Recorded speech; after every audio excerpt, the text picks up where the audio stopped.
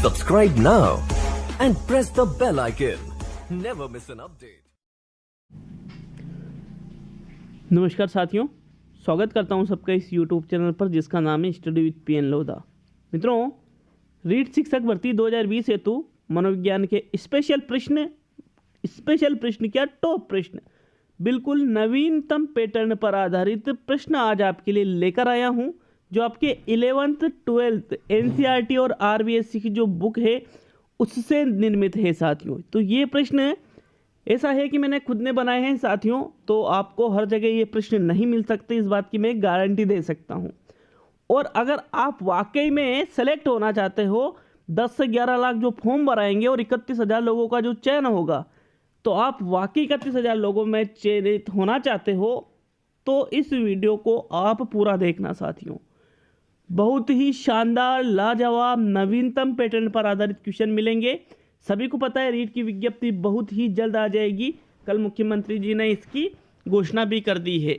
साथियों, शुरू करते हैं इस वीडियो को। बिल्कुल संडे के दिन सभी के लिए मेगा टेस्ट आने वाला है, चाहे लेवल 1 से हो, लेवल 2 से हो, या फिर लेवल 2 में साइंस मैथ हो, या फिर आपके एसएसटी हो या हिंदी हो।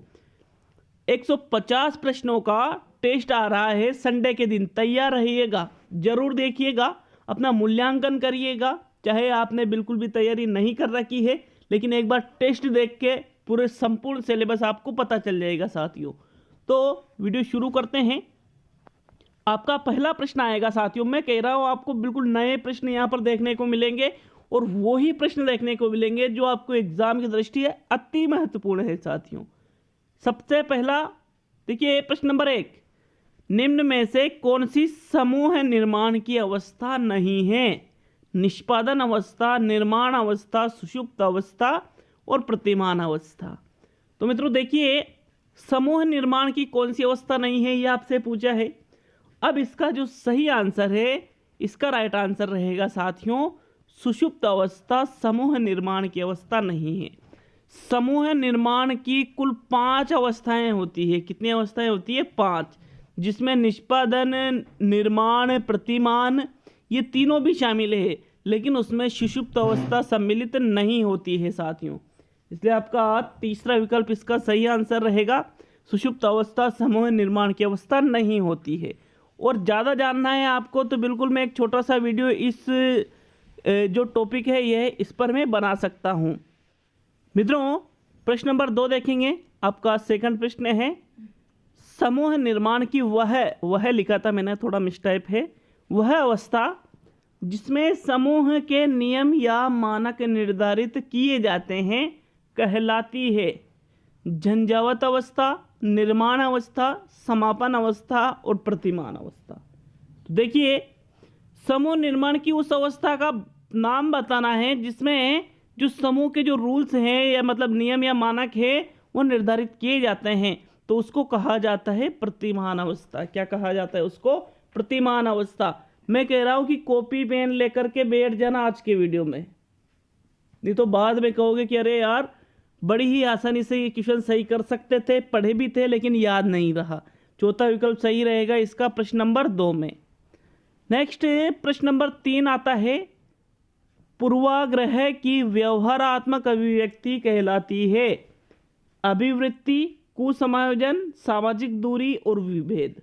तो साथियों, मुझे पता है कि सारे के सारे बाउंसर आपके आ रहे हैं, भेजे में नहीं बैठ रहे, सारे क्वेश्चन ऊपर से निकल रहे हैं, मुझे ऐसा लग रहा है।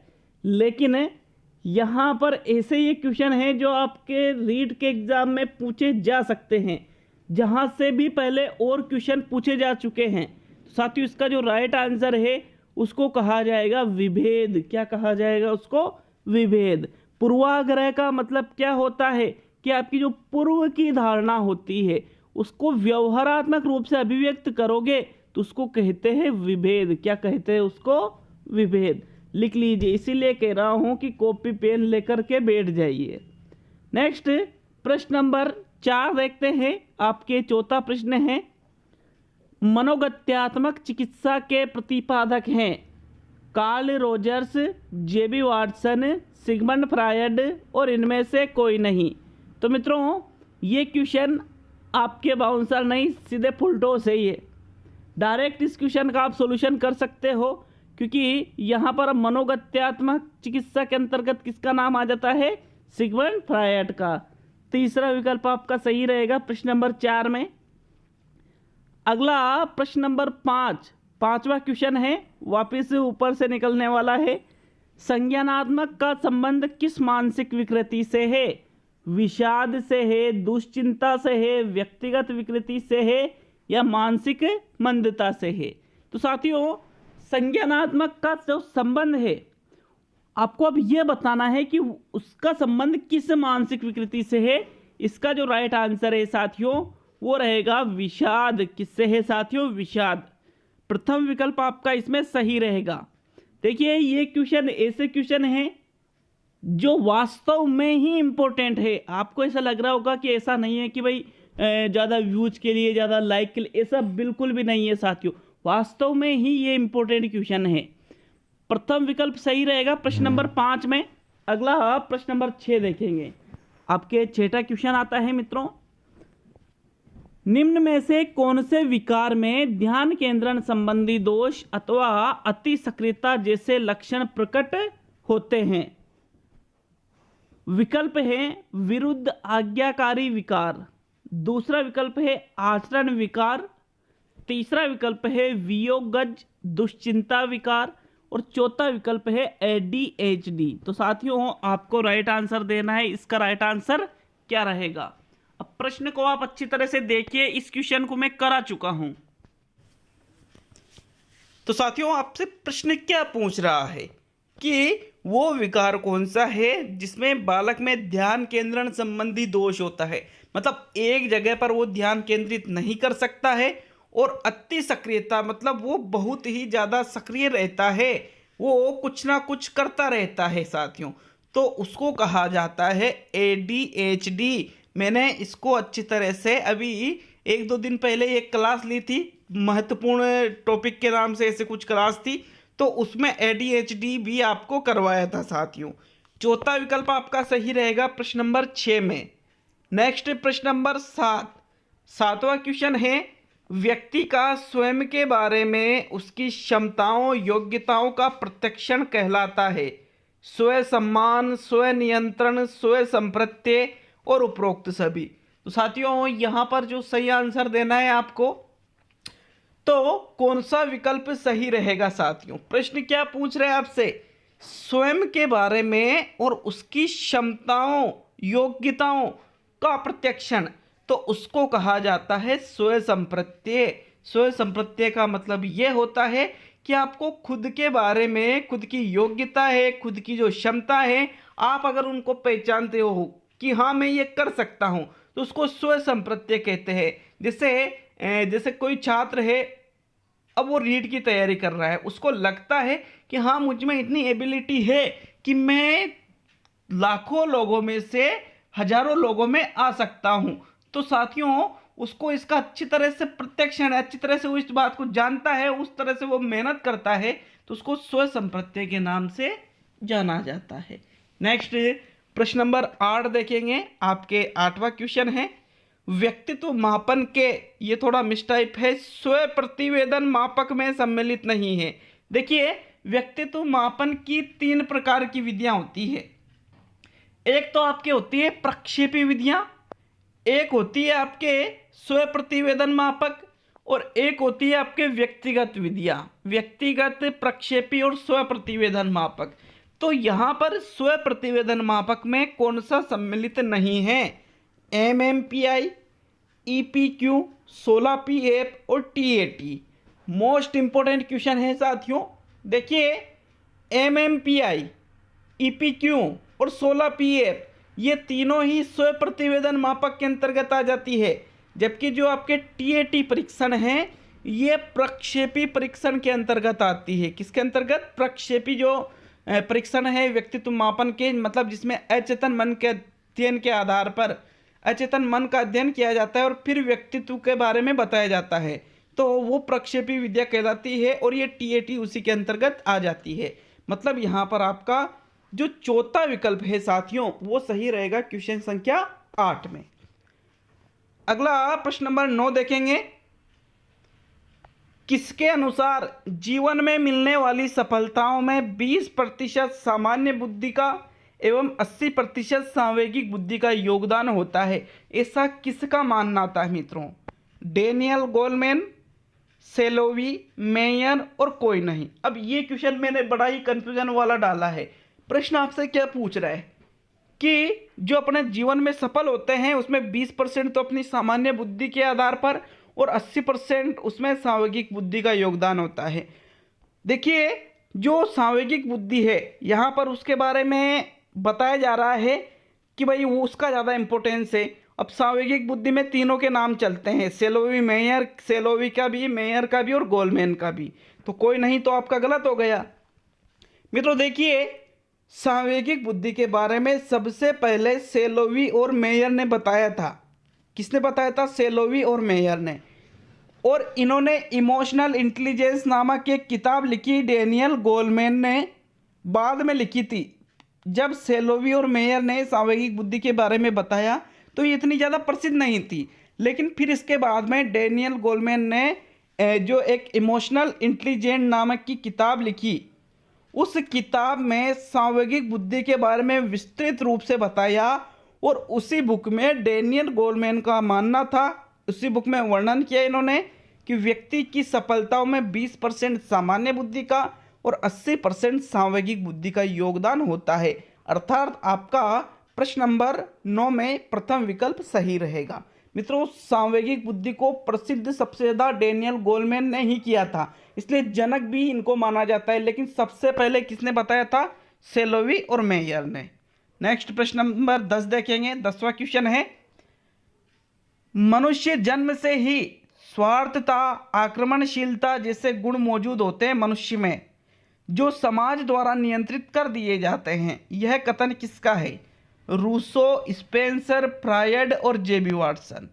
तो मित्रों यहाँ पर तो कथन पूछ लिया गया है आपसे, अब याद नहीं है तो नहीं है, उसमें क्या कोई दिक्कत वाली बात नहीं है। तो इसका प्रथम विकल्प सही है, रूसो। रूसो का यह कथन था कि मनुष्य जन्म से ही कैसा होता है? स्वार्थ होता है। आक्रमणशीलता जैसे ये लक्षण उसमें मौजूद जन्म से ही होते हैं, लेकिन जब वो बड़ा होता है तो उसे समाज नियंत्रित कर देता है। समाज के जो नियम हैं वो उन चीज़ों को रोक देते हैं, ऐसा कहने वाले थे हमारे रूसो। प्रथम विकल्प सही है प्रश्न संख्या 10 में। नेक्स्ट प्रश्न संख्या 11, विकास के संबंध में असत्य कथन नहीं है। अब ऐसे क्वेश्चन में क्या होता है कि हर कोई उलझ जाता है, प्रश्न की लैंग्वेज को समझते नहीं और डायरेक्ट कि हाँ ये आंसर है और अपन सोचते हैं कि अपन ने सही किया। लेकिन मित्रों ऐसे क्वेश्चन में प्रश्न की लैंग्वेज को समझना पड़ता है। क्या पूछ रहा है? असत्य कथन नहीं है। इसका मतलब क्या है कि जो सत्य कथन है वही आपका राइट आंसर रहेगा। असत्य कथन नहीं है तो मतलब क्या निकला? जो सत्य कथन है। सत्य कथन चाटना है आपको। तो विकास एक असतत प्रक्रिया है, क्या ये सत्य कथन है? बताइए। मुझे तो नहीं लगता, लेकिन फिर भी आप अपने अनुसार चलना है आपको। विकास गुणात्मक न होकर मात्रात्मक होता है, क्या ये सत्य कथन है? विकास का अर्थ अधिक परिपक्वता की ओर जाना है, क्या ये सत्य कथन है? और इनमें से सभी, तो यहाँ पर देखिए साथियों, इनमें से सभी तो सत्य कथन हो ही नहीं सकते, क्योंकि पहला ही कथन असत्य है। अब आपको दूसरा और तीसरा विकल्प देखना है। अब विकास गुणात्मक ना होकर मात्रात्मक नहीं, विकास में गुणात्मक और मात्रात्मक दोनों चीज़ें आ जाती है साथियों, तो फिर ये भी कथन गलत हो गया। अब आपके सामने सिर्फ एक ही विकल्प ऐसा है जो थोड़ा पॉजिटिव है। पूरा पॉजिटिव तो ये भी नहीं है कि विकास का अर्थ सिर्फ अधिक परिपक्वता की ओर जाना नहीं होता है, और अन्य भी चीज़ें होती है, लेकिन ये पॉजिटिव है। मतलब गलत तो सारे हैं, लेकिन थोड़ा सही कौन सा है? तीसरा विकल्प। तो साथियों ये सत्य कथन प्रतीत होता है, इसलिए आपका तृतीय विकल्प इसमें सही रहेगा प्रश्न संख्या 11 में। नेक्स्ट प्रश्न संख्या 12 स्पेशल क्वेश्चन है, अंदर से बनाया हुआ क्वेश्चन।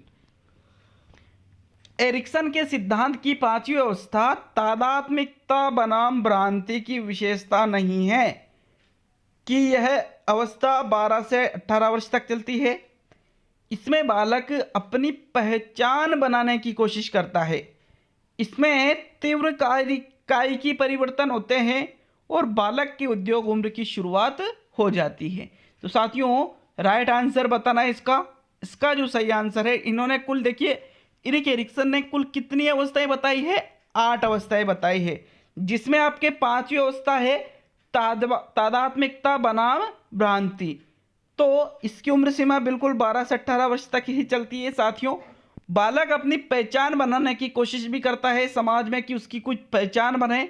उसमें तीव्र कायिकी परिवर्तन, कायिकी मतलब शारीरिक तीव्र परिवर्तन इसी अवस्था में आते हैं, मतलब ये किशोर अवस्था की बात की जा रही है। और बालक की उद्योग उम्र की शुरुआत हो जाती है। तो साथियों बालक की उद्योग उम्र की शुरुआत तो इसकी जो पिछली मतलब जो चौथी अवस्था है उसी से हो जाती है। तो ये इसकी विशेषता नहीं है साथियों, इसलिए आपका चौथा विकल्प इसमें सही रहेगा प्रश्न संख्या 12 में। नेक्स्ट है प्रश्न संख्या 13। फ्रायड के अनुसार कौन सी अवस्था में बालक अपनी माता व बालिका अपने पिता से तादात्म्यकरण कर लेते हैं, उस अवस्था का नाम बताना है। देखिए फ्रायड ने जो मनोलैंगिक विकास का सिद्धांत दिया है उससे ये प्रश्न पूछा है। तो उत्तर लैंगिक अवस्था, गुदी अवस्था, मुख्य अवस्था और सुप्ता अवस्था। देखिए साथियों जो गुदी अवस्था है, गुदी अवस्था में तो जो उसका कामुक क्षेत्र है वो गुदा में होता है, तो ये तो गलत हो गया। मुख्य अवस्था में मुख में होता है, सुषुप्ता अवस्था में कामुक क्षेत्र नहीं पाया जाता है। और जो उत्तर लैंगिक अवस्था है इस अवस्था में क्या होता है साथियों कि जो बालक बालिकाएं हैं वो मतलब उनको पता चल जाता है कि भाई मैं बालिका हूँ, मैं बालक हूँ, मैं पुरुष हूँ, मैं स्त्री हूँ, इस चीज़ों का वो ज्ञान कर लेते हैं। गुड्डा गुड्डी का खेल भी इसी अवस्था में खेला जाता है। और इसी अवस्था में जो बालक होता है वो अपनी माता से ज़्यादा माता के प्रति लगाव हो जाता है, और जो बालिका होती है इसी अवस्था में अपने पिता से ज़्यादा उसका लगाव हो जाता है साथियों।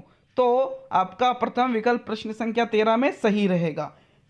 एक भी प्रश्न का अगर कोई गलत आंसर बताता है तो उसकी मर्जी, लेकिन गलत आंसर नहीं है साथियों, बिल्कुल किताब से क्वेश्चन बनाए हुए हैं, तो कोई चांस ही नहीं बनता कि कोई गलत आंसर मैंने आपको बताया है। नेक्स्ट प्रश्न नंबर 14 देखेंगे। 14वां क्वेश्चन है, प्रत्यक्षीकरण की प्रक्रिया आरंभ होती है अवधान से, संवेदना से, प्रत्यक्षीकरण से और उपरोक्त सभी से। तो साथियों जो प्रत्यक्षीकरण की प्रक्रिया है ये किससे आरंभ होती है, इसका जो राइट आंसर है वो होता है संवेदना से। किससे आरंभ होती है साथियों प्रत्यक्षीकरण की प्रक्रिया? संवेदना से आरंभ होती है। इसको भी आपको नोटबुक में नोट कर लेना है मित्रों। दूसरा विकल्प आपका सही है प्रश्न संख्या 14 में। और आज का अंतिम प्रश्न देखेंगे साथियों, प्रश्न नंबर 15। लेकिन छोटा सा निवेदन, अगर आपको लगता है कि हाँ आपके लिए कुछ मेहनत की है तो वीडियो को लाइक कर दीजिएगा, वीडियो को शेयर कर दीजिएगा अगर टाइम हो तो, लेकिन सब्सक्राइब करना नहीं भूले, इसमें थोड़ा कम ही टाइम लगता है। प्रश्न 15, व्यवहार में तुलनात्मक रूप से स्थायी परिवर्तन जो अनुभव अथवा अभ्यास के कारण होता है कहलाता है अभ्यास, परिपक्वता, अधिगम और सभी। तो साथियों अभ्यास के कारण, अनुभव के कारण आपके व्यवहार में स्थायी परिवर्तन हो रहा है तो उसको ही अधिगम या सीखना कहते हैं। तीसरा विकल्प सही है साथियों। कमेंट करके जाए कितने क्वेश्चन सही हुए हैं और जरूर बताएं कि टेस्ट पेपर आपको कैसा लगा मित्रों। बहुत बहुत धन्यवाद। संडे के लिए तैयार रहिए, मेगा टेस्ट रहेगा सभी के 150 प्रश्नों का संपूर्ण सिलेबस से। और एसएसटी वालों के लिए जो आपके एनसीईआरटी और आरबीएससी की जो बुक्स है वहाँ से ज़्यादा क्वेश्चन उठाकर लेकर आने वाला हूँ साथियों। तो मिलते हैं अगले वीडियो में। बहुत बहुत धन्यवाद साथियों।